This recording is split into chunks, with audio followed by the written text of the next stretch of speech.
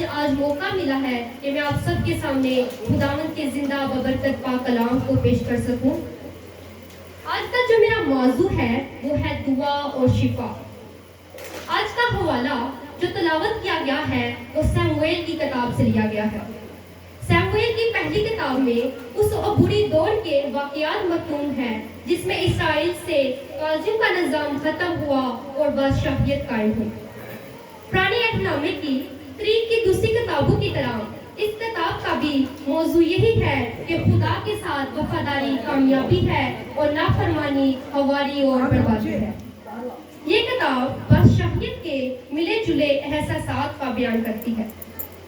آج کا حوالہ جو تلاوت کیا گیا ہے وہ ہے پہلا سیموئیل اس کا پہلا باب اور اس کی پہلی سے 12 سے 18 آیات۔ سب سے پہلے ہم بات کریں گے کہ دعا کیا ہے اور دعا کے ذریعے سے کون سے عجیب کام ہوتے ہیں۔ اس میں ہمیں حنا اور ایلی کاہن کا کردار ملتا ہے۔ جب اسرائیلی لوگ ملک کنعان میں آباد ہو گئے تو خدا کے خیمہ میں سب سے زیادہ قیمتی چیز سونے کا عہد کا صندوق تھا جو سلا نام ایک جگہ پر رکھا گیا تھا، اور خیمہ کی ساری چیزوں کی حفاظت اور خدمت ایک کاہن کے سپرد کی گئی تھی۔ لوگ سلا میں آتے، خداوند کے حضور قربانیاں گزارتے، کھاتے پیتے اور خوشی منایا کرتے تھے۔ الکانا نام ایک اسرائیلی تھا، وہ بھی ہر سال اپنے خاندان کے ساتھ سلا میں آیا کرتا تھا۔ اس کی 2 بیویاں تھیں، ایک کا نام پننا جس کی اولاد تھی اور ایک کا نام حنا جس کی اولاد نہ تھی۔ حنا کی بھی دلی آرزو سی کہ خدا اس سے بھی اولاد عطا کرے، جس کی وجہ سے وہ پریشان اور غمگین رہتی تھی۔ جب ہر سال سلا جانے کا وقت آتا تو حنا بہت گھبراتی اور خوف زدہ ہو جاتی تھی۔ خاندان کے لیے تو خوشی اور شادمانی کا موقع ہوتا تھا، لیکن پننا ان دنوں خاص طور پر حنا کو ستاتی اور بیزار کر دیتی تھی، اس کا جینا دوبھر کر دیتی تھی۔ وہ اپنے آپ کو بالکل اکیلا اور بے آسرا سا محسوس کرتی تھی، کیونکہ میرے عزیزو خدا نے اس کا رحم بند کر رکھا تھا۔ ایک سال حنا مزید برداشت نہ کر سکی۔ سارا خاندان جب خاص کھانا کھانے بیٹھا تو حنا بہت غمگین تھی اور کچھ کھانا نہیں چاہتی تھی۔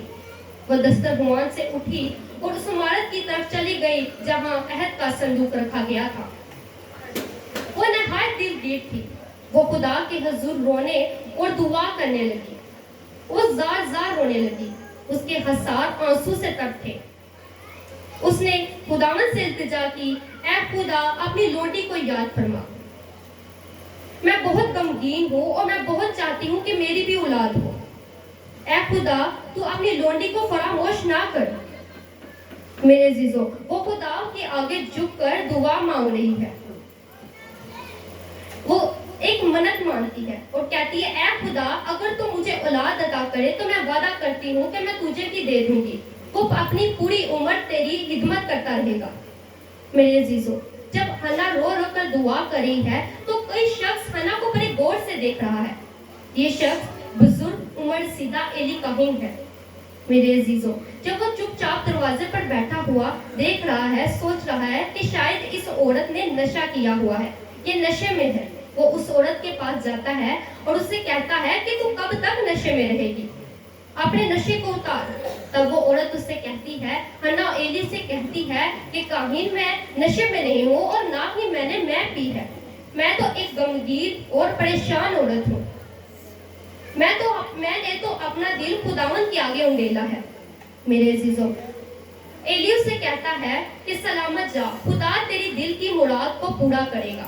تب حنا اپنے دل کو بڑا ہلکا سا محسوس کرتی ہے، اس سے بڑی تسلی ہوتی ہے، کیونکہ میرے عزیزو اس نے اپنے دل کا حال، دل کا بوجھ، دکھ، مصیبت خداوند کو بتایا تھا اور خدا نے اس کی آواز کو سنا تھا۔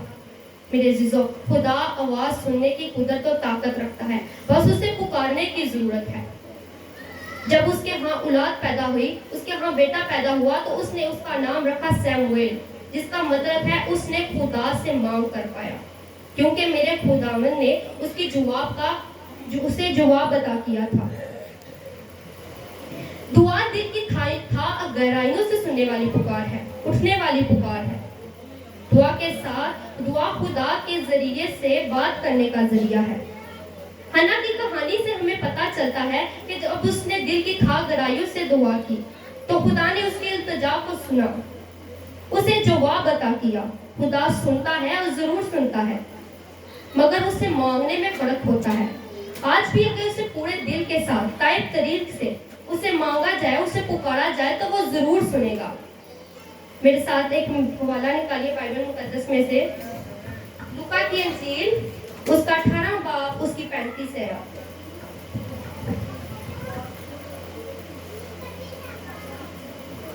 خداوند کے پاک کلام میں یوں لکھا ہے، یسوع ایک اندھے بھکاری کو شفا دیتا ہے۔ جب وہ چلتے چلتے یرو کے نزدیک پہنچا تو ایسا ہوا کہ ایک اندھا راہ کے کنارے بیٹھا ہوا بھیک مانگ رہا تھا۔ وہ بھیک جانے کی آواز سن کر پوچھنے لگا کہ یہ کیا ہو رہا ہے۔ انہوں نے اسے خبر دی کہ یسوع ناصری جا رہا ہے۔ اس نے چلا کر کہا، اے یسوع ابن داؤد، مجھ پر رحم کر۔ جو لوگ جاتے تھے وہ اس کو ڈانٹنے لگے کہ چپ رہے، مگر وہ اور چلایا اور اس نے کہا، اے ابن داؤد، مجھ پر رحم کر۔ یسوع نے کھڑے ہو کر حکم دیا کہ اس کو میرے پاس لاؤ۔ جب وہ نزدیک لایا تو اس نے اس سے پوچھا کہ تو کیا چاہتا ہے کہ میں تیرے لیے کروں؟ اس نے کہا، اے خداوند، یہ کہ میں بینا ہو جاؤں۔ یسوع نے کہا، بینا ہو جا، تیرے ایمان نے تجھے اچھا کیا ہے۔ اسی دم بینا ہو گیا اور خدا کی تمجید کرتا ہوا اس کے پیچھے ہو لیا، اور سب لوگوں نے دیکھ کر خدا کی حمد کی۔ آمین۔ میرے عزیزو، جیسے اس برتن مائی نے مانگا کہ